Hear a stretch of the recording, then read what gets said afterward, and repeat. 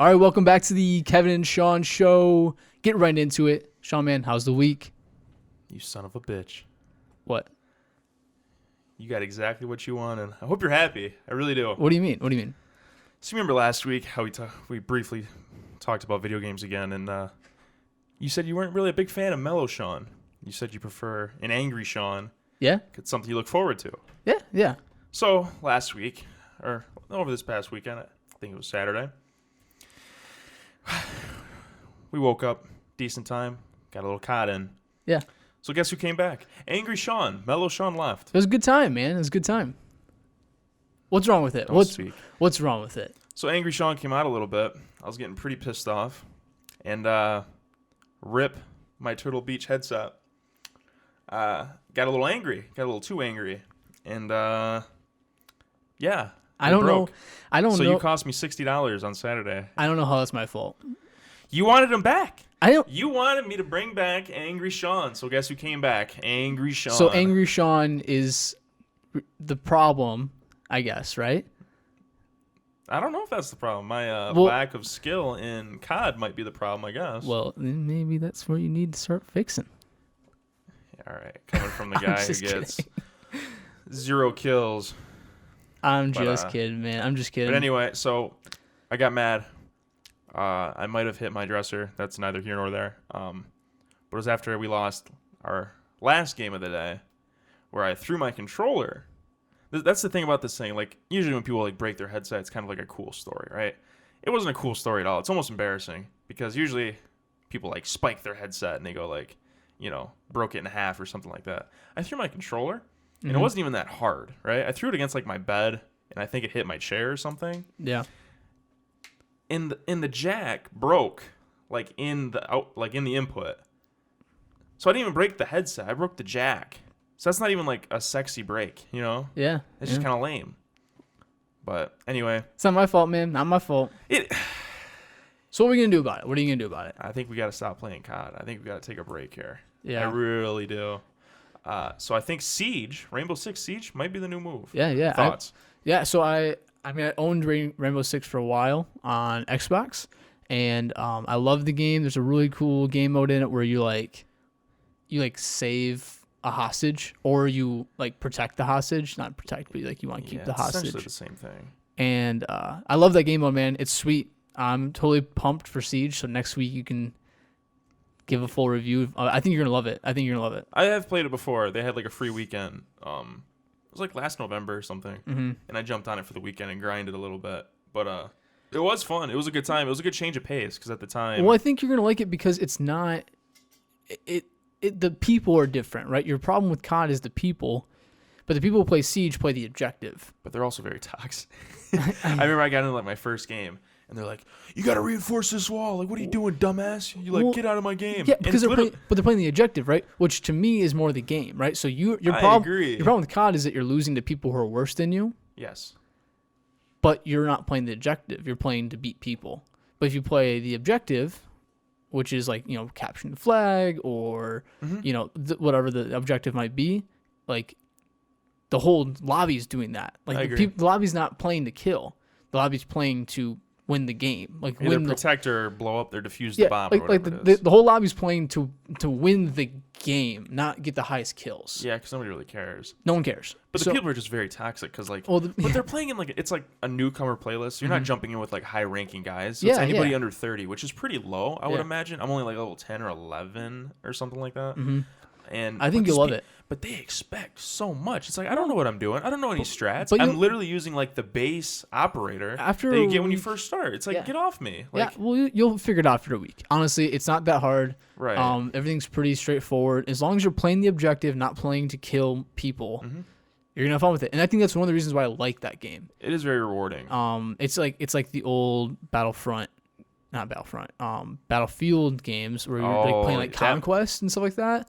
Like those were fun because you're like, okay, yeah, I want to get kills, but like I'm not really playing to get the kills. I'm playing to win the whole thing. Well, you remember that? What was it called? Rescue in Hardline. Hardline wasn't the greatest Battlefield. Granted, I'm not really a big Battlefield guy. Yeah. But that rescue mode in Hardline was a blast. Yeah, dude. That was a lot of fun. We used to rage that, and that's essentially what this game mode is. Yeah, it really is. It's a little more over the top in Battlefield, but Yeah, I don't dude. know. I'm pretty pumped to get into it. I'm pumped for Siege. We'll let you guys know how it goes next week. One last thing I want to do before we move on to the first topic is just thank you everyone again for being a part of the Kevin and Sean show. Submitting questions last week. That was a lot of fun. We got some more this week. We'll give you some good takes. And don't forget to share this out and maybe donate if you can. $1, doesn't matter. But also, just like, let us know how it goes. That's all we care about, man. That's all we want to know. We want feedback. So, And thank you subscribe again. and like on Spotify. Oh, yeah. Spotify and more platforms are coming soon, by the way. Cool. Every week we get notified of something new being approved. So, we'll keep you guys updated when it's up on more platforms. Gotta love that. So, man, what's the first thing we're talking about today? All right, so we're going to get into some Star Wars stuff. Very briefly, we want to have kind of a sports-minded episode today. We're going to move off the Star Wars and Love is Blind, but we got to touch on it real quick. Okay. So basically, the big thing this week is that the novelization for The Rise of Skywalker is coming out. Nice. A lot of little snippets and little clues are being leaked. They have Star Wars Theory has a guy on the inside, apparently. Star Wars Theory is a YouTube channel. Check him out. It's very interesting. And he's sending them like screen grabs of like pages and pages and pages of stuff.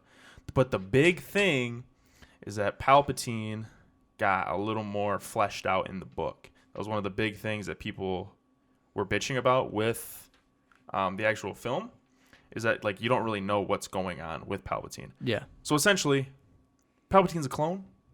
Okay. Um, What does that mean, though? so Like, for people who don't know, like, yeah, it's kind of not a long story. It's just not very like, I don't like it. Let me Okay. just preface this by Okay, saying so- that I don't like it. So say what it is and then why you don't like it. Okay, so essentially, the body you see in the movie is not the original body that was thrown down the Death Star shaft, Okay. because nobody's surviving that. Yep. They just ruled that out. When Yep. Darth Vader yeeted him off the little overpass thing and he blew up, Mm-hmm. that's not that body, which makes sense. Yeah. So essentially what happened, and this is in the book, spoilers for the book, is that he had a contingency plan because he knew Vader was going to turn on him, which is bullshit in my opinion. I don't think he really planned for that. And he has too many contingency plans. Okay. And he knew that he was going to throw him down the shaft. Maybe not throw him down the shaft, but he was going to turn on him eventually. Kind of like he did his master. Yep. Kind of history repeats itself. Yep. Anyway, he transferred, or he had like resources on Exegol. Yep. And he knew that his body wasn't going to be able to be used anymore as a vessel, so he needed to prepare for a new vessel, essentially. Yep. So he's doing a bunch of like testing and cloning stuff on Exegol, and when he got thrown down the shaft, he transferred his essence before he blew up to Exegol. Yep. So his, I don't know if you want to call it his life force or whatever, that's where it is. It's on Exegol. It's exactly what it is. Yep. So it's Okay, in a new so- body. That makes sense. Why don't you like it then? It's just like, don't like totally rip, like, I don't know. The biggest thing with this movie is I wanted it to not, I want Palpatine to come back. That's fine. I really don't care. Don't undo what like Anakin did in his whole redemption arc. He yeets him down the shaft. He dies. Galaxy is peaceful, right? Essentially. It still happens. What still happens? The galaxy's still peaceful. Yeah, for like 10 years. 30. Yeah. Well, anyway. 30 is a long time. It is a long time, but it's like, it should be a bigger deal, in my opinion. Okay. I don't know. It is a big like, that's deal. like the big thing. That's the climax of that movie, his redemption, him taking down Palpatine. It's the climax of the whole first 6 movies. I agree. And then he just comes back and, like, there's really no repercussions for it. Yep. Like, other than 30 years of peace. You were awarded 30 years of peace. Congratulations. Yeah. But the whole clone thing is just like a cop-out for everything. And now they're saying that because, spoiler alert, Rey is Palpatine's granddaughter. Mm-hmm. So everybody's like, what does that mean? How does he have a son? Whatever, right? He's been dead. The son isn't, 60 years old. How is that going on, right? Yeah. So apparently the son is a clone. Yeah. Apparently, he on Exegol, they're just making clones of everybody. He was trying to Yeah. find like a new vessel or something to transfer his life force into, that he can rule the galaxy again. And he made this clone who turned out to be his son, which I don't understand.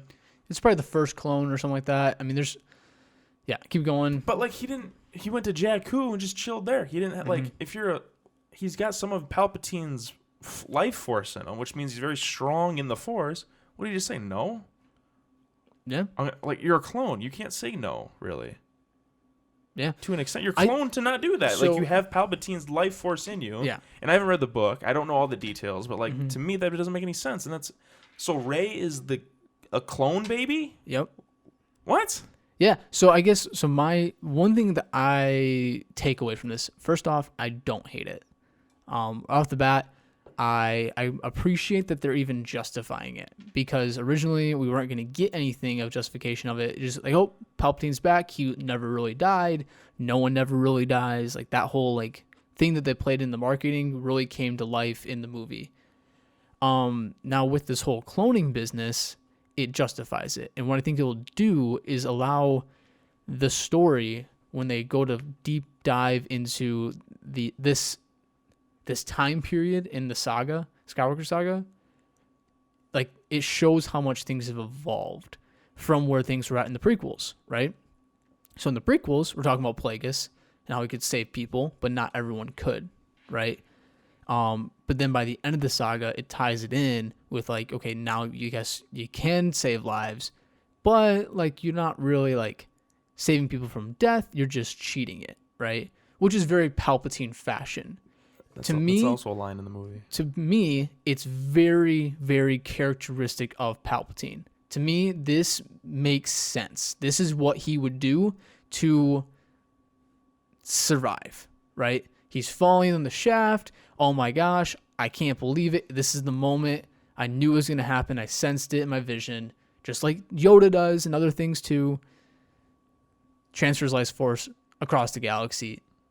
A little bit of a stretch, I get it. But like, to me, that makes sense, and I like it. I buy it. I heard the story. I watched the videos. I like read the breakdown of what happens, and to me, it just makes sense. I know the Rey thing's a little more of a stretch now, because yes, she is a clone baby, and yes, that all makes sense. But I mean, it is what it is. It's the story. Like, you can't really change it now, and to me, it's like I accept it. I think you need to justify all these things. These answers need to come.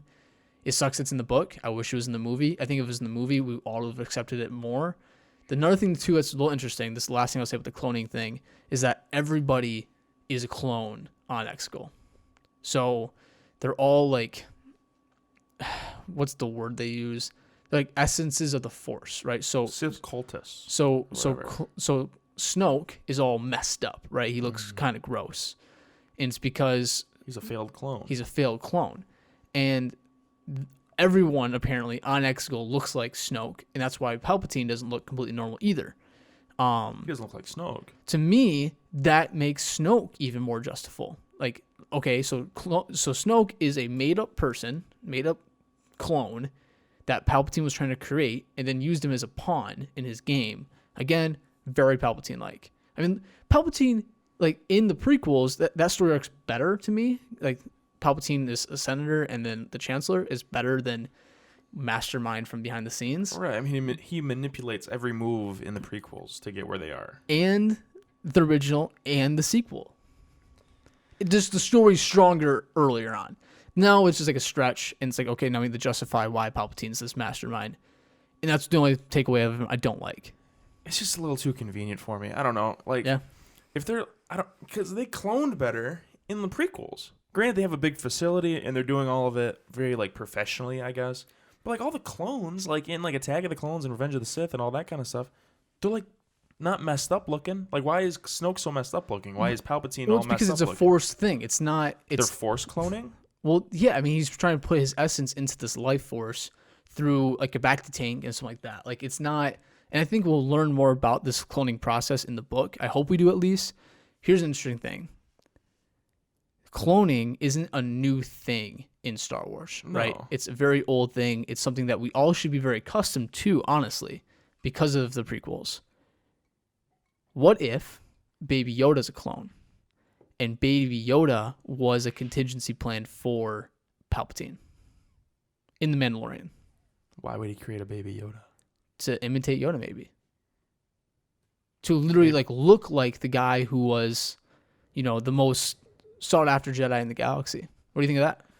I don't think Yoda's really that well known in the throughout the galaxy, is he? Oh, I think I don't think he's on the Jedi poster. I think he is the poster. I think he is like when people think of the Jedi, like it's Yoda, like he's the guy in the galaxy. I don't know. Maybe that's a theory that's rolling around right now. Is that in season 2 of Mandalorian we'll find out like the origins of the child, and he could be a clone. That's why those imperialist like people want him so bad because it's part of the contingency plan. Which contingency plan? 1 or 86? 86. God, there's just too many. Yeah, it's fine, man. But it's fine. Anyway, that's the scoop on the clone stuff, guys. Let us know what you think of it. I like it. Sean doesn't. Hate it. Pretty typical. But other things in this week we were watching is the Love Is Blind finale. Man, were we off? Yeah. I was way off at least. I got like people wrong. I did get like the ratio right. There was 3 that said no and 2 that said yes. Yep. I had that right. I just had who actually said yes and no. Yeah, I honestly put more faith in it. I'll be honest with you, man. So if you guys listened last week, I guessed that 4 couples would stay together and 1 would leave, and I took the bold choice of Mark and Jessica. No, it was read it off, I guess. So we said Kenny and Kelly were gonna say yes. We said Damien and Gigi. I said no. You said yes. Barnett and Amber, we both said no. Mark and Jessica, you said yes. I said no. I said big no. Yep. Cameron and Lauren, we both said yes. Yeah. So we both got that one right. Yep. And you got the Gigi right. And I got Gigi and Mark and Jessica right. Yeah. So there was the Barnett one that really honestly still shocks me. I'm curious. Both said no on that. I know. Part of me was just trying to be a head ass and just like trying to be like kind of funny about it. Hoping that I would get like the bold win on that, but it's all right. Everyone's been super famous on Instagram this week, so if you haven't followed those people, look at them, see what they're doing now. They're going to be doing the reunion episode this week, so check that out. You can see where everyone's at. Everyone loves Mark now. He's probably got 1 million girls just flocking at him. Well, but he's also the most he's like the dumbest guy ever. Like, I like Mark. Like, I think he's got great intentions, but literally Jessica is saying, no way in hell am I going to marry you for 9 episodes. Yeah. And he's just sticking with them. Here's something. He's got no self-awareness. I don't know if you saw this. Kenny and Kelly. Kenny posted on Instagram this last week. I did see this, yep. And he said that they agreed to not get married weeks before that. That I did not see. Yeah. Yeah, so Kenny and Kelly, Kenny posted on Instagram like a big long thing about how they had an agreement, like a pact to not get married. Wow, so they just did it all for the show. Yep. I bet that's gonna come out tonight. I hope they do put it in that episode. But yeah, man, it's kind of crazy. I just think like some of these people thought about it too much. I think the couples that lasted through it, like Barnett and Amber, like they didn't think about it too much. They just did it. Game. Yeah, they played the game and they worked. But Cameron and Kelly kind of manipulated the game. Yep, I think the people who overthought it didn't work, and that's why. I mean, is love blind, right? Like, if you think about it too much, no, it's not gonna work. If you think about it, yeah, I like this person. I didn't know what they look like, but I still like the person. It's gonna work. It'd be fine. Right? Because my sisters brought this up to me too. They're like, "Well, if they don't get married, can they still date each other?" And I'm like, "Well, this is a game show, essentially. Yeah. So I'm sure they could." But the picture on Instagram that I saw, I don't know if Kelly or Kenny posted it, but it was like the two of them together talking after the wedding, and they both looked very civil, and they said we had a great conversation. Yeah. And then it was like it was a big like ad for like the reunion special or whatever. Yeah. And it was like, are we still together? Are we dating?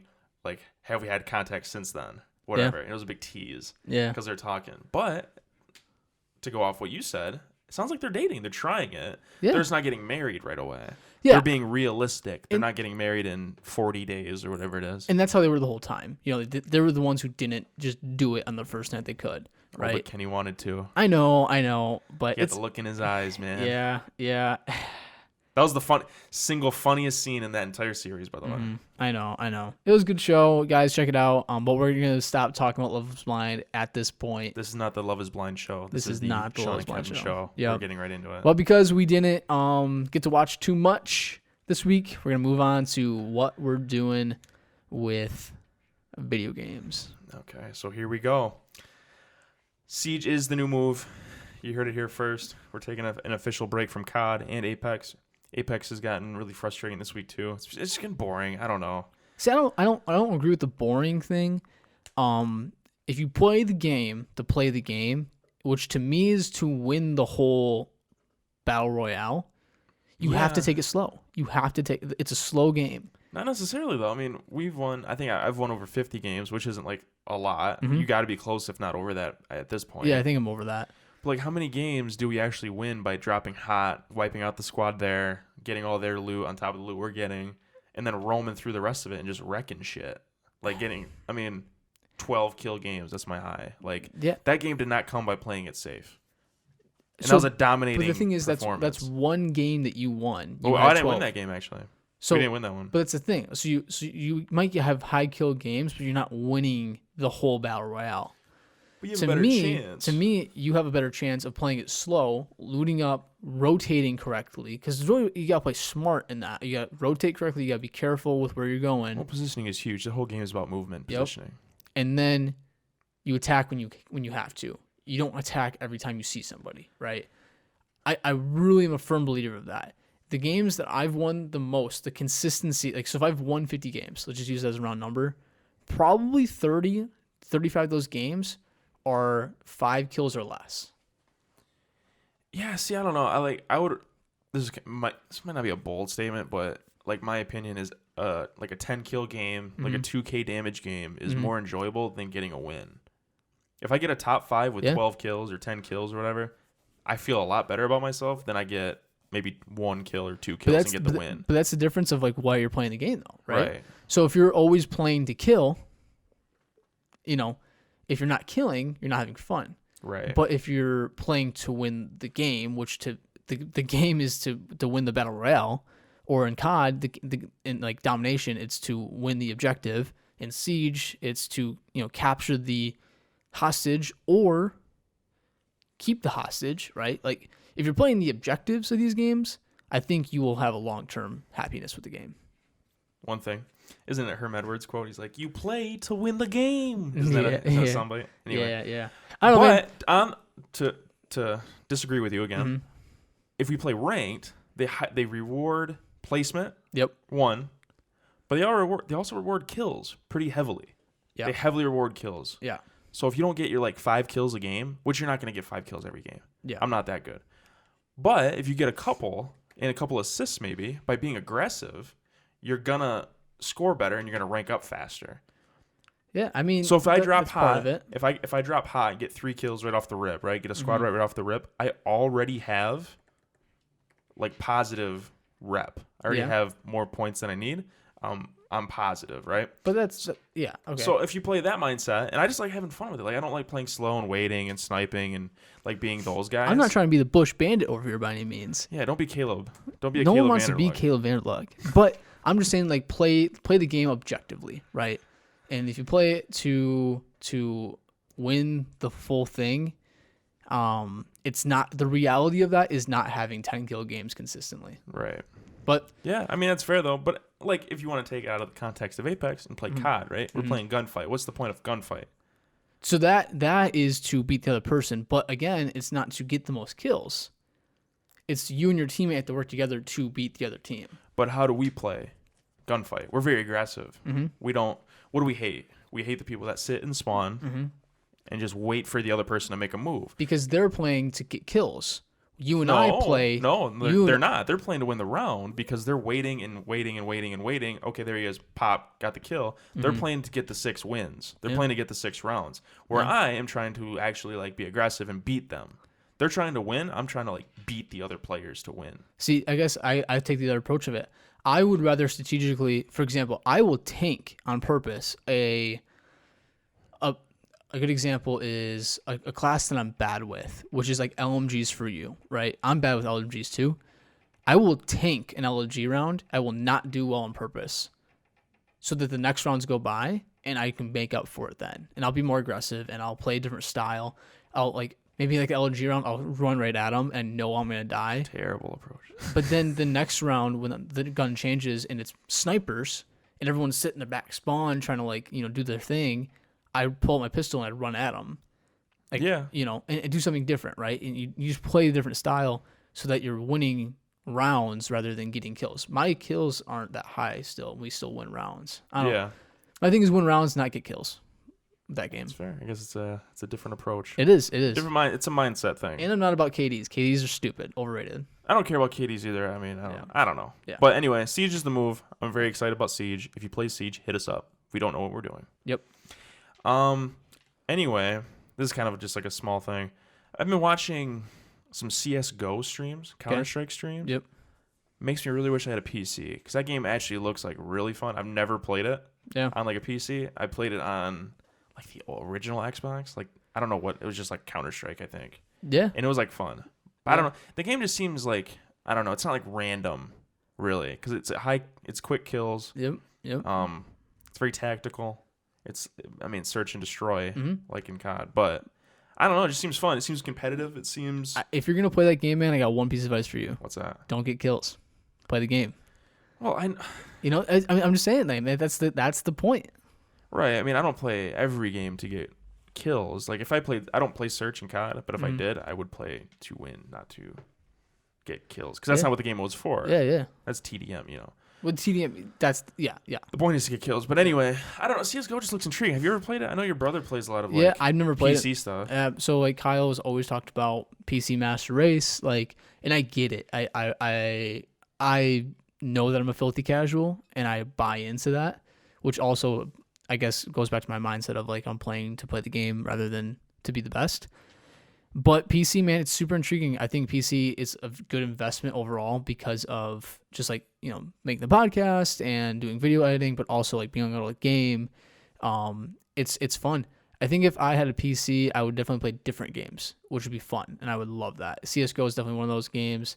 I would probably pick up League because I like that. I like the format and the style. Again, that's one of those strategy things. You pick a person. Like you have a role. I mean, that's the biggest esport in the world right now. Yep. I think I would get into that stuff. I play the exclusive stuff. I mean, that's why we have a PlayStation right now. Yeah, is to play exclusives. As far as being a filthy casual, though, I have no interest in getting a PC for that exact reason. It was like I'm not gonna dive into it that much, so I probably won't get a PC, and I'll probably keep playing my story games because I like story. Yeah. So I mean, that's fair. I just can't afford a PC, so I'm no, not yeah, getting one anytime soon. Yeah. But anyway, so one thing on this podcast that we haven't really touched on is sports. We're both pretty decently big sports guys, especially like Detroit sports. Mm-hmm. Big Lions guy here. Tigers, yeah. I mean, they're just really bad.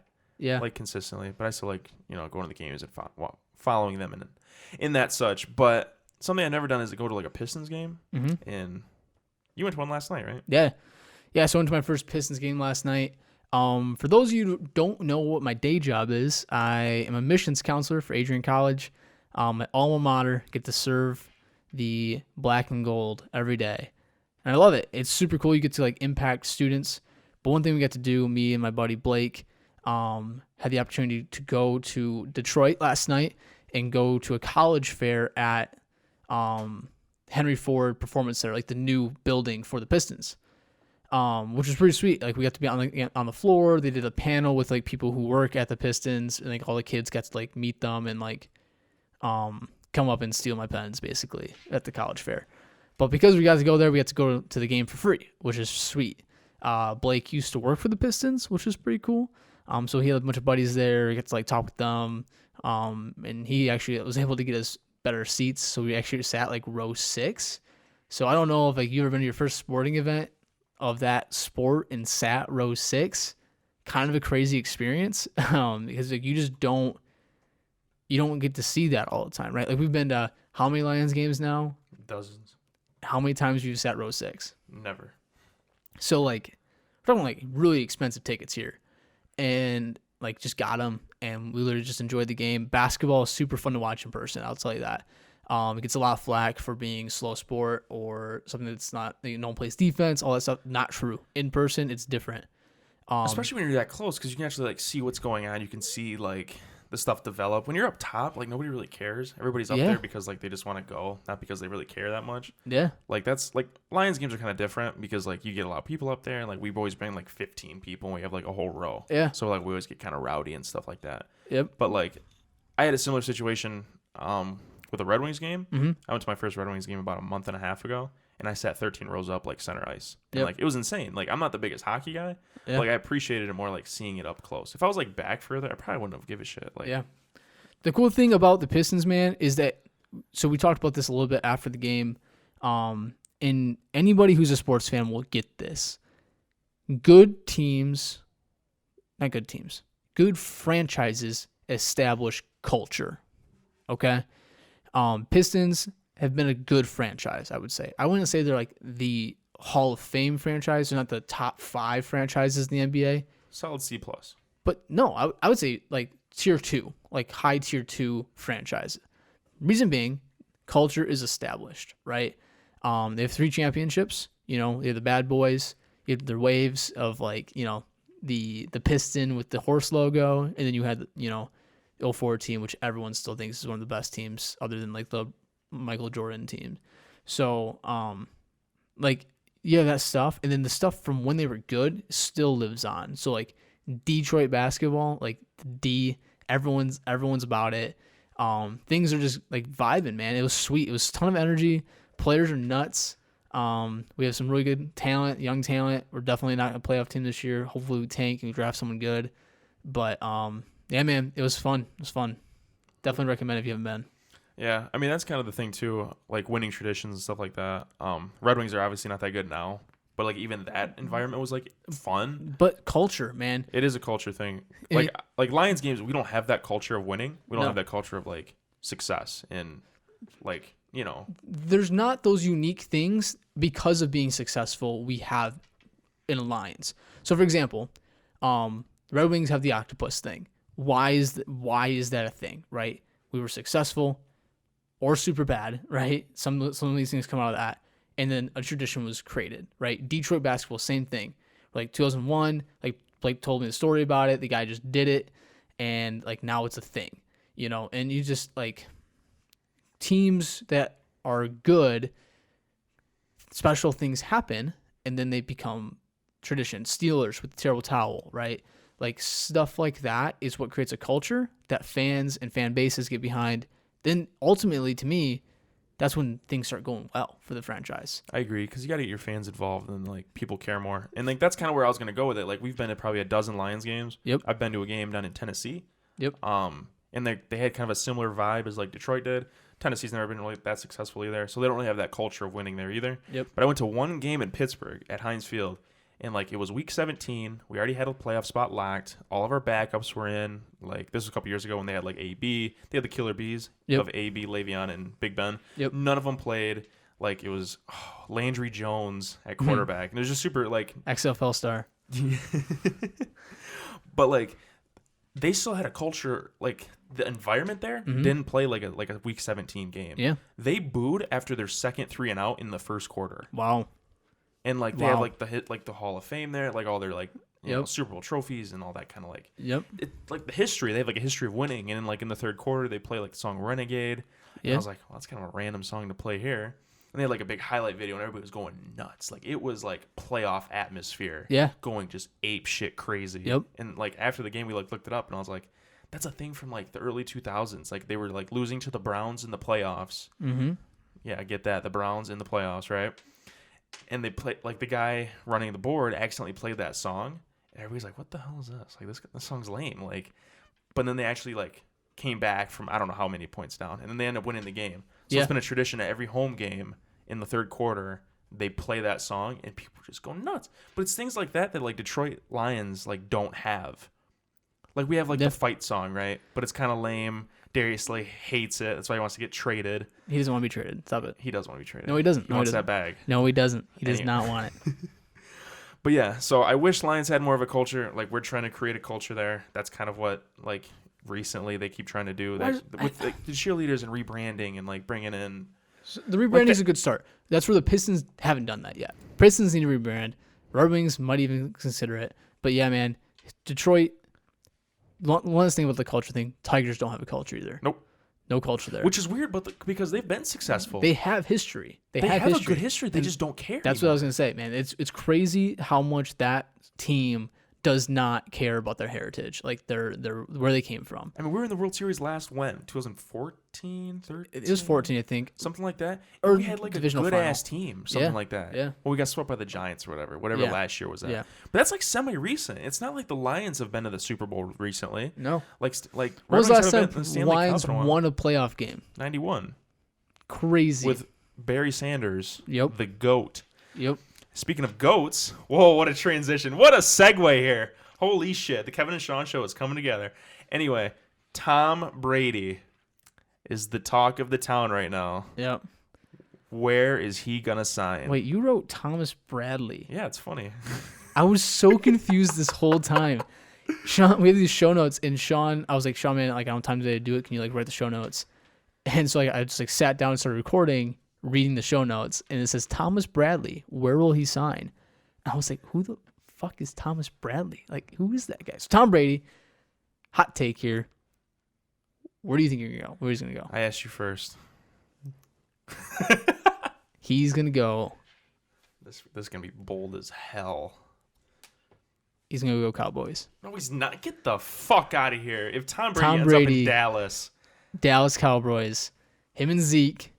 Oh Yeah, man. but Zeke wants out too. Zeke's pissed off too. Zeke can go. It doesn't matter. Honestly, no matter where Tom Brady goes, I don't see him being like a Super Bowl team again. I don't think Tom Brady is the reason why teams are great. I don't. I really don't. That's my take. Honestly, Tom Brady's the best quarterback of all time. That's undisputed. That's fine. I don't care. He can't lead a team to a Super Bowl? But he's not the team. He's one guy. He's like the captain of a ship that has like okay people. But he's not the people. He's not the reason why they're winning, right? Like when Tom Brady doesn't play, the Patriots still win because Belichick's there. To an extent. Just saying. I mean, the thing about Brady, right, is that if he goes to Dallas, it makes the most sense. He won't go there.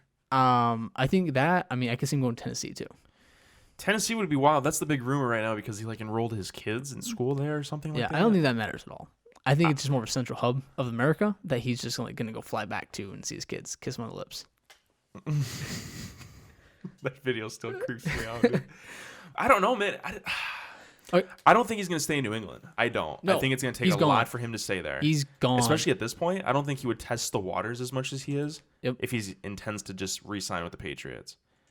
But that's going to be crazy, though. Imagine a Dallas league. Cowboys. He's not going to Dallas. Dallas Cowboys. I can see him going to Tennessee because they're a contender. Okay, where do you Yep. want? Where do you think he'll end up at the most? It's a great question. I'd love to see him go Tennessee. I think Tennessee deserves it. I think it'd be cool to see Tennessee do well consistently. They would win a Super Bowl next year with him. They could. I mean, they got a stellar defense. Derrick Henry is an absolute savage if he stays. He's Yep. also on a contract here. But then you could also have someone throw the ball actually well in Tennessee. Yeah, I mean, they think they're going to trade with like Marcus Mariota and throw him on the Patriots. Mariota's dog shit. Yeah, I mean, He hasn't been good in a while. He's awful. I saw a weird rumor today saying that the 49ers are looking at acquiring Brady, which Yep. would be they're going to trade Garoppolo back. straight up. Like that'd be stupid. So, I go back and forth with this. I think Garoppolo will work in the Patriots system though. Now that Because he's from there. well, yeah, He knows the system. Of I know course it's he's gonna I succeed. get He's it's a a system duh. guy. But like the thing is about it is now Garoppolo is showing that he is that caliber, right? Of like he's smart, he's mobile, he can make passes, he can play under pressure. He didn't win the Super Bowl not because he didn't play well. He literally is the Patrick younger version of what Tom Brady could be. But I mean, I agree. Tom Brady would work in the 49ers offense too, obviously. Maybe. I don't know. I mean, they did a lot of running, so I mean, Tom Brady can hand the ball off a lot. Well, he's getting old. I mean, like, I don't know, man. He wants to go to a contender right now. That's the only reason I can see him going to a team like the 49ers. People just think he's going to go out west because he wants to go live there. Chargers need a quarterback. They probably have money. No, he won't go. I to don't Chargers. think Chargers he will too not small. go. Too small. He won't go there. Well, Raiders. Raiders is interesting. I don't see the big draw to go there. Besides, it's the Las Vegas Raiders, and he's gonna be in Vegas. But like, I don't think he wants to. Like, No, I live don't in think Vegas. I don't think his mindset is I need to go to Vegas because it's cool, like it's a place to live. I don't think it's living situation. He lived in freaking Massachusetts, of all places, for the longest time. Like, it's snowy there and crappy all the time. He doesn't care about the weather. And everyone who thinks he does is, I just don't agree with it. I think Tom Brady is going to go to a team that makes the most sense for him as a player. To win a Super Bowl. To win games, but also have a fan base that matters. The Raiders fan base, Chargers fan base, you play in a stadium with 20,000 seats. Yeah, I give it a year and they're going to have a brand new stadium. That's exciting. Is he in LA. Is he going to be there? He's going to be the king of LA. No, he won't. LA is a trash city. Okay, that's a lot. Whoa, that's a bold statement. jeez. But like, Tom Brady's not thinking about, I want to live in LA because I think it's cool. He's thinking about, okay, Chargers have 20,000 seats in their stadium and a fan base that's not that strong. I'm not going there. But he sees Dallas, He's not going to Dallas. There's man. 0% it's America's team. He's America's quarterback. He's America's team, America's quarterback. And he's playing for the Patriots, the red, white, and blue Patriots. I know. I'm just saying. He's been the king of the NFL for years. I know. I don't think he needs to go to Dallas to cement that. No, I don't think he does, but I also just think... With a new coach. Yeah, I just think that if you talk about like teams at their raw value, he makes the most sense there because of the market and just the fan base that's there. I agree. To wrap this up, let's do a tier list. Not a tier list. Mm-hmm. Top 3, 1 being the most likely to go to, 3rd being obviously not. Okay. I'll go first. I'll do 3. Let's do a 3. Well, let's throw a wild card in there. Indianapolis. 3rd. 2nd, Vegas. 1st, Tennessee. I think it's highly... 3rd, screw Indianapolis. New England. 2nd, Vegas. 1st, Tennessee. The only reason I say that is because he has Patriots ties there. Mike Vrabel used to be a Patriot. He's the head coach. They're a very exciting team. Tennessee, it's a hot place to be right now. Go for it. And don't say, if you put Cowboys at 1, I will walk off this podcast. Number 1's Cowboys. God damn it! Number 2, Tennessee. Number 3 is my wild card. He's going to say Detroit.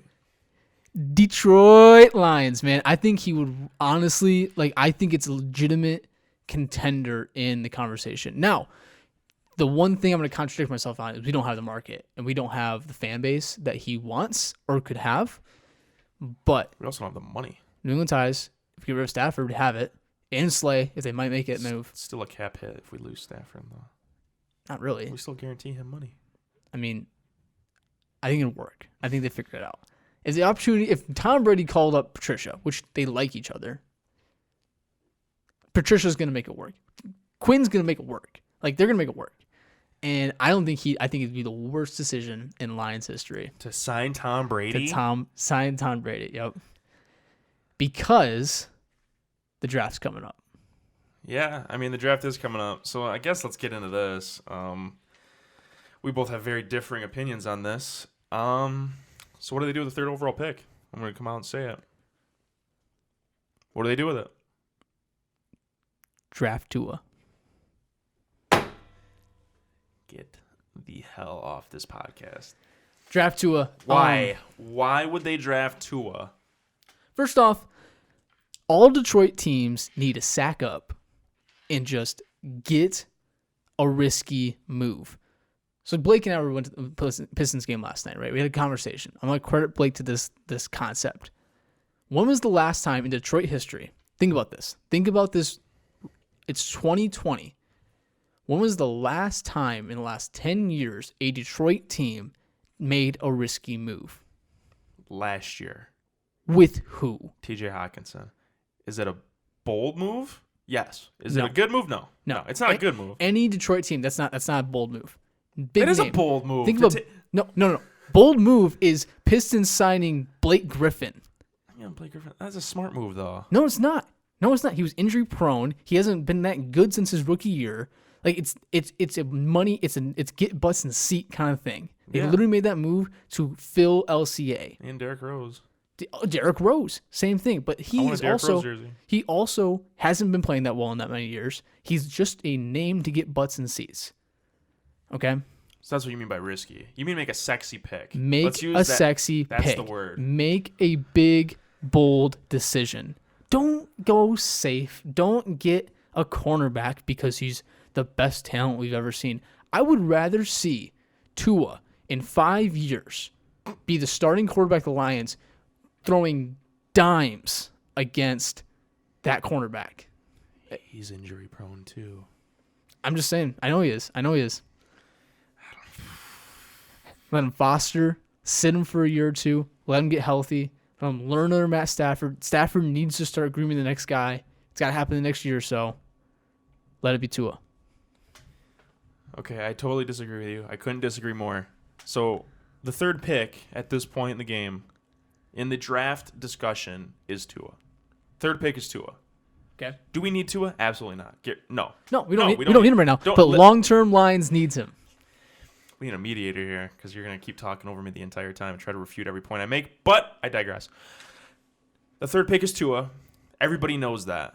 Joe Burrow's going 1. Chase Young's going 2. Trade the pick. Trade it. We could trade down to 5. I think Miami's 5. Carolina's 8. We could trade the third pick because they both want him. And highest bidder. And we still get our guy. And we get more picks. I mean, granted, have the Lions been historically good drafters? No. But, this draft is hella deep, right? Defensively, hella deep. Corners, defensive ends. Not defensive end, just defensive linemen in general is pretty deep. Wide receivers, there's so many, good ones that we could draft a shit ton of good players, potentially. And then, I say... This is where we disagree probably most. We don't need Tua. He's a good player. Yeah. He's probably going to be good for Miami, Carolina, whoever. Congratulations. Whatever. Third round comes around. We need a backup plan to Stafford. Go get Jalen Hurts. He's not going to be there. I think he will be there. I think third round. Not third round. You don't think third round? I think if we he's trade not a first the pick, rounder. He's not a first rounder, but he's early second. See, that's where I disagree. The quarterback draft is also pretty deep. There's a guy out. Herbert's gonna go first round. I think it's Jordan Love out of Utah, I believe. He's gonna go first round. Mm-hmm. I don't think they're gonna touch him second round. I think he falls third, but we might get a second pick. We might get a second round pick from Carolina or Miami. I don't really know what they have. I think Miami's got 2 first round picks. Miami has 2 first rounds. Yep. So we can go get him then. I like. That's your sexy pick. I love Jalen Hurts. I agree. So I agree. Jalen Hurts, great pick, great sexy pick. He's basically Tua, just not as flashy, not as athletic, right? He'd work. He'd do the same exact things. Here's my counter to you though. How many rookies? Realistically, so if there's 6 rounds, there's 200 picks, whatever, right? 256 or something like that. How many of those guys come in, start, and are successful? Not many. I don't need Jalen Hurts to start right away. So why not just draft Tua and have him sit just like every other rookie's going to do? Because the third overall pick doesn't want to sit. Or the rookie's going to come in and just not be that good. Just saying. But how many rookie quarterbacks fail because they're thrown into shitty situations because they're a high overall draft pick? I mean, that's fair, but you think Joe Burrow's going to go to Cincinnati and the thing is, Tua's not going to come in and start over Stafford. Jalen Hurts is going to come in and start over. So why waste a third pick for a non-starter? The world burns down and Joe Burrow is on the clock at 3. He won't, but yeah. He won't be. If we got him, he's not going to start over Stafford. But so that's my point though. Why waste a third overall pick on a non-starter? You're gonna draft a third overall pick for 3 years from now, Lions? It's a long-term game. Yeah, but cultures are built over time, not just overnight success. Bob Quinn and Matt Patricia are both on the hot seat. They know that. They have to be successful this year or their asses are gone. So they're gonna try to get. So they're going to draft a player that they won't see on the field for 3 years? So you're going to get rid of the best cornerback in the nation to get some rookie? That's not your problem. No, I don't think they should trade Darius Slay. I think they will. I think Darius wants out because that's not a good decision. I'm not saying they make good decisions, but I'm saying you get a defense with let's say we have a decent like I don't understand why our pass rush is dog shit. It's because he doesn't like apply pressure. He doesn't send more than 4 guys on a given down. That's a mistake. That's something he has to adjust to. Imagine this defense though. So say first round we get Okunda. I know he just got hurt, but he'll be fine. I don't want him. He's fine. He's good. I like him. He had a really good combine, dude. He's smooth. I know. He is smooth, and he can jump out the building. You get Darius Slay on one side, Jeff Okunda. Jeff, right? Yeah. Okunda on the other side. Our secondary's decent after that, right? We get a couple. No, it's not. Our secondary is fine. It's fine. Keep Coleman. What? Yeah, he's fine. I don't know. I like him. Coleman and Slay's not the problem. Fix other problems. I'm not saying they are the problem, but you get 2 lockdown guys, right? That are they can match anybody. Mm-hmm. That's the thing with Okunda. He can play man, which Yeah. is rare. Yeah. Detroit likes to play a lot of man, but you can't expect quarterbacks to sit in the pocket for 8 to 10 seconds Yeah. and not they're gonna find guys open. Yeah. Because we have no pass rush. Yeah. But anyway, I'm saying we load up on defense. We get a good pass rush. We get Okunda in the top 10 because he's not gonna make it out of the top 10. And then you get a quarterback, Jalen Hurts or not.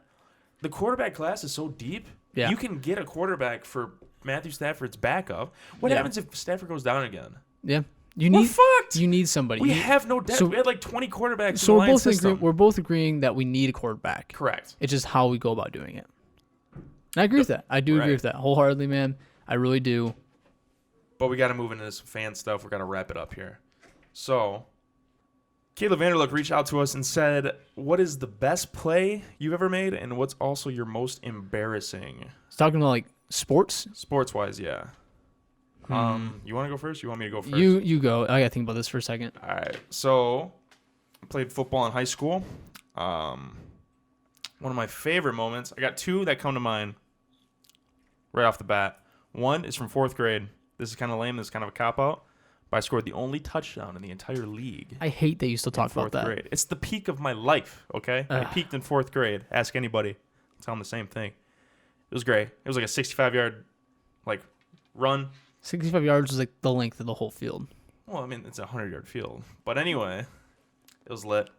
But the other one in high school, best play I ever made, like single-handedly, probably, I don't know. There was one game against Addison where I think we're up like a score, and they were driving down the field. They're on like our 30 or something like that, and I made 3 out of 4 plays on defense. I played middle linebacker, so I made like 3 tackles for losses. One was a big sack. I got up and was like all pumped up, and then like we ended up winning the game anyway.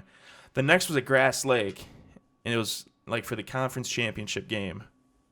No, because we already lost to Manchester at this point, so we're playing for Second place. second place, but it was first place anyway. It was always second place, but yeah. Yeah, fuck Manchester. Anyway, Jesus. they were driving on the field. We were only up by like, I think it was a score or less. And they were going down the field. They're on like the 40-yard line, 4th quarter. And it was 3rd and 1, I believe. Yeah, it was 3rd and 1. Halfback dive. I just go up there and I leveled this kid, right? Big loss. So it'll end up being like 4th and 5. Ended up being like a false start. And they ended up just like, I think, kicking it away. So that was hype. That was nuts. man. And then that I didn't seal the game, but that was like a big part of it. I ended up getting defensive player of the game for that by JTV. Shout out you guys. Most embarrassing, definitely getting stiff armed my last play of high school football. We ended up losing by like 3 touchdowns. Anyway, Kev, go for it. So my favorite. No, I'll start with my least. The biggest embarrassment I ever had in sports was my first year wrestling. I went a whopping 1-23. Guess how I won my first match? How did you win your first match? It was the conference championship, and I voided Wow. the first round. It's pretty exciting. Napoleon didn't have a person to wrestle against in that weight class, and I got to win. My mom was going nuts in the crowd. It was awful. Jeez. Probably my best moment in sports. Honestly, I was competitive, but I didn't really, care that much about it. My biggest honor though was probably being wrestling captain.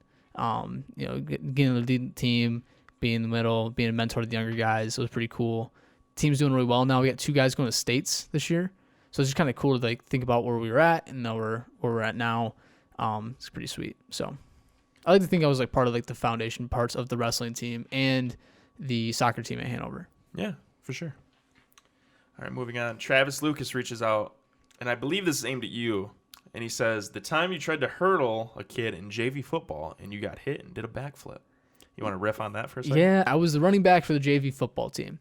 And not really the starting running back by any means. I was just a running back of the team. Again, I used to play soccer, so like I didn't really like know football that well. But you were fast. But I was fast, right? And so I would get in these really crappy running back situations because I was quick.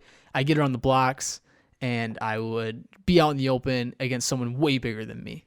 And that one sucked really bad. I actually got like carried off the field because my back hurt really bad afterwards. I think someone landed on my back with like face mask in the back kind of thing. It was just got destroyed. Another one that was pretty funny. I caught the ball. I never scored a touchdown, by the way. I caught the ball on the 1 yard line, went to turn, and just got leveled on the 1 yard line. It's terrible. And then I tripped in the open field one time, which was pretty bad. Yeah, that was great. I think it was like a screen pass or something. Yeah, I think I caught it and I took like 4 steps and just face plant right in the ground.